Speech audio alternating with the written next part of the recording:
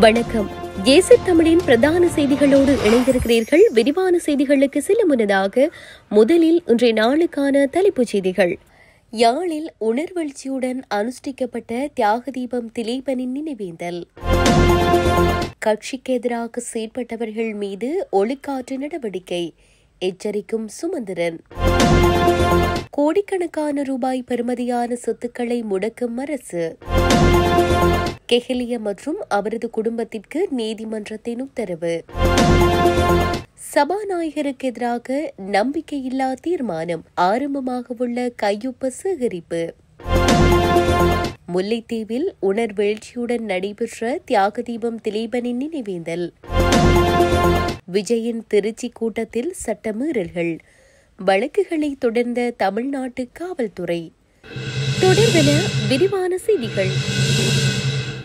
யாழில் தியாக தீபம் திலீபனின் 38வது ஆண்டு நினைவேந்தல் உணர்வெழுச்சியாக ஆரம்பமாகியது. தமிழ் மக்களின் உரிமைக்காக 12 நாட்கள் உணவையும் நீரையும் ஒருத்து உயிர் தியாகம் செய்த தியாக தீபம் திலீபனின் 38வது ஆண்டு நினைவேந்தல் நிகழ்வு நல்லூரில் நடைபெற்றது. நல்லூர் கந்தன் ஆலயம் அருகே அவர் உண்ணாவிரதம் இருந்த இடத்தில் அஞ்சலி நடைபெற்று தொடர்ந்து நல்லூரான் பின் வீதியில் அமைந்துள்ள திலீபன் நினைவிடத்தில் நினைவேந்தல் இடம்பெற்றது.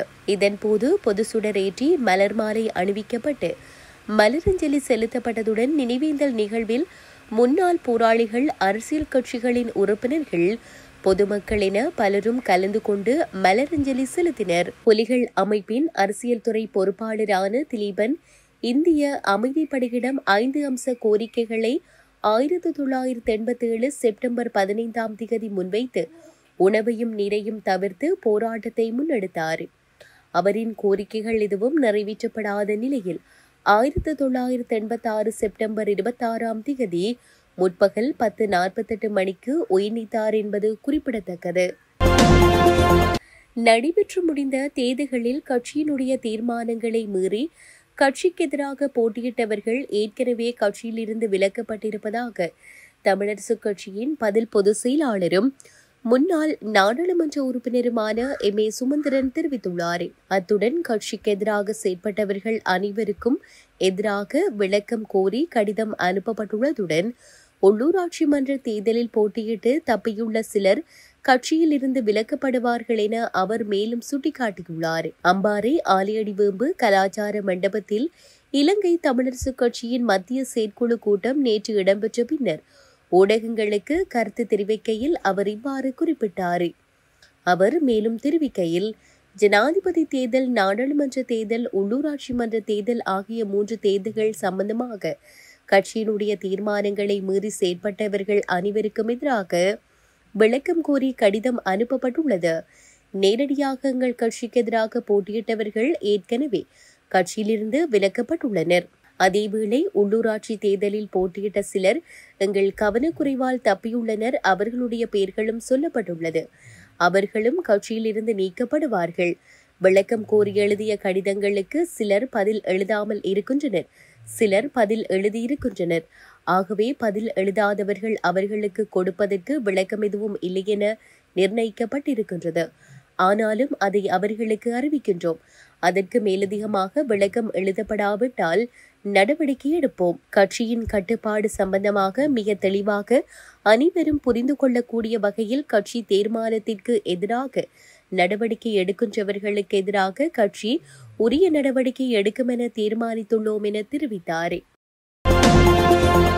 சுமார் 500 கோடி ரூபாய் பெறுமதியான சொத்துக்கள் தற்காலிக அடிப்படையில் முடக்கப்பட்டுள்ளதாக அரசு அறிவித்துள்ளது.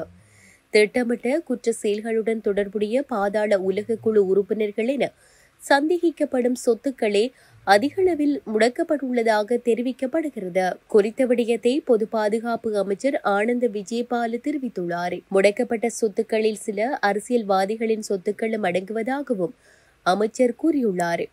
அண்மையில் நாடாளுமன்றில் நிறைவேற்றப்பட்ட குற்ற செயல்களினூடாக ஈட்டப்பட்ட சொத்துக்களை முடக்கும் சட்டத்தின் அடிப்படையில் இந்த சொத்துக்கள் முடக்கப்பட்டுள்ளதாக பொது பாதுகாப்பு அமைச்சர் ஆனந்த விஜயபால குறிப்பிட்டுள்ளார். முன்னாள் அமைச்சர் கெஹலிய ரம்புக்வெல்ல மற்றும் அவரது குடும்ப உறுப்பினர்களுக்கு எதிராக ஆகஸ்ட் 2020 முதல் ஜூன் 2024 வரை சட்டவிரோதமாக சொத்துக்களை ஈட்டியதாக தெரிவித்து லஞ்ச ஒழிப்பு ஆணையத்தால் தாக்கல் செய்யப்பட்ட வழக்கை அக்டோபர் 1 அன்று மீண்டும் விசாரிக்க கொழும்பு உயர்நீதிமன்றம் உத்தரவிட்டது. அதன்படி முன்னாள் அமைச்சர் கெஹலிய ரம்புக்வெல, அவரது மனைவி, 3 மகள்கள் மற்றும் மருமகன் ஆகியோர் ரூபாய் 97 மில்லியனுக்கும் அதிகமான சொத்துக்களை சட்டவிரோதமாக ஈட்டியதாக லஞ்ச ஒழிப்பு ஆணையம் வழக்கை தாக்கல் செய்துள்ளது. இந்த வழக்கு கொழும்பு உயர்நீதிமன்ற நீதிபதி லங்கா ஜெயரத்ன முன் அழைக்கப்பட்ட போது பிரதிவாதி கோரிய பல ஆவணங்கள் லஞ்ச ஒழிப்பு ஆணையத்தால் திறந்த நீதிமன்றத்தில் பிரதிவாதியிடம் ஒப்படைக்கப்பட்டன. ஐக்கிய மக்கள் சக்தி நம்பிக்கையில்லா தீர்மானம் மூலம் சபாநாயகர் மருத்துவர் ஜகத் விக்ரமரத்னவை பதவியிலிருந்து நீக்குவதற்காக இந்த வாரம் எம்பிக்களிடமிருந்து கையொப்பங்களை சேகரிக்க தொடங்கும் என்று தெரிவிக்கப்பட்டுள்ளது. நம்பிக்கையில்லா தீர்மானம் தற்போது தயாரிக்கப்பட்டு வருகிறது. அடுத்த வாரம் சமர்ப்பிக்கப்பட வாய்ப்புள்ளது.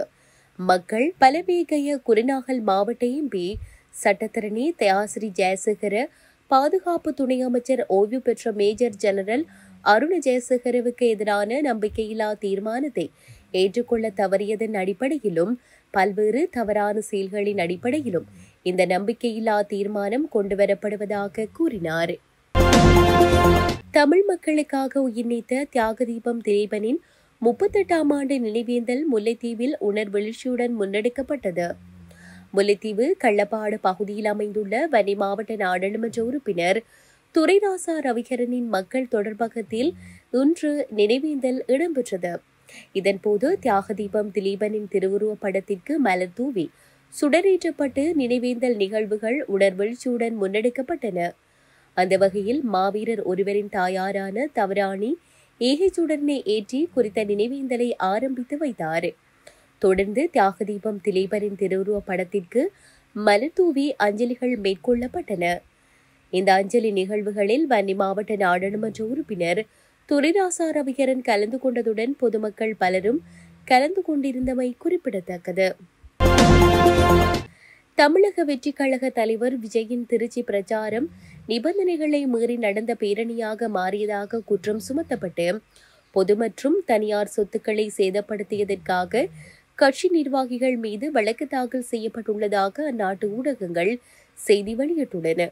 தமிழக வெற்றிக் கழக நிர்வாகிகளான நகர தலைவர் குடமுருட்டி கரிகாலன், மாவட்ட மகளிர் பிரிவு தலைவர் துளசிமணி, சட்டப்பிரிவை சேர்ந்த ஆதித்ய சோழன், இமய தமிழன் விக்னேஷ்குமார் உள்ளிட்ட நிர்வாகிகள் மீது தமிழ்நாடு சொத்து சேதம் மற்றும் இழப்பு தடுப்பு சட்டத்தின் கீழ் வழக்கு பதிவு செய்யப்பட்டுள்ளதாக கூறப்படுகிறது.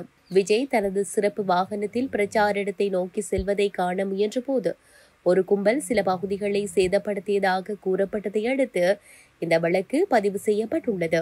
மரக்கடையில் உள்ள ஒரு தளபாட கடையில் பொருட்களை சேதப்படுத்தியதாகவும் கடைக்காரரை வன்முறைக்குள்ளாக்கியதாகவும் குற்றச்சாட்டுகள் சுமத்தப்பட்டுள்ளன. இதற்கிடையில் ஸ்ரீரங்கத்தில் 6 இடங்களில் சட்டவிரோதமாக பதாதைகளை அமைப்பதற்காக தமிழ்நாடு திறந்தவெளி சட்டத்தின் கீழ் ஸ்ரீரங்கம் காவல்துறையினராலும் வழக்குகள் பதிவு செய்யப்பட்டுள்ளன. இவ்வாறு பதிவு செய்யப்பட்ட 3 வழக்குகளில் டிவிகே தலைவர் விஜய் அல்லது பொதுச் செயலாளர் பஸ்ஸி என் ஆனந்த் ஆகியோர் குற்றம் சாட்டப்படவில்லை என்பதை வலியுறுத்திய காவல்துறையினர் ஏனைய மீறல்களுக்கு சட்ட நடவடிக்கை இன்னும் பரிசீலனையில் இருப்பதாக தெரிவித்ததாக அந்நாட்டு ஊடகங்கள் சுட்டிக்காட்டியுள்ளன. உலக விடயங்களை உடனுக்குடன் அறிந்து கொள்ள ஏசி தமிழ் பக்கத்தை சப்ஸ்கிரைப் செய்யுங்கள், ஷேர் செய்யுங்கள்.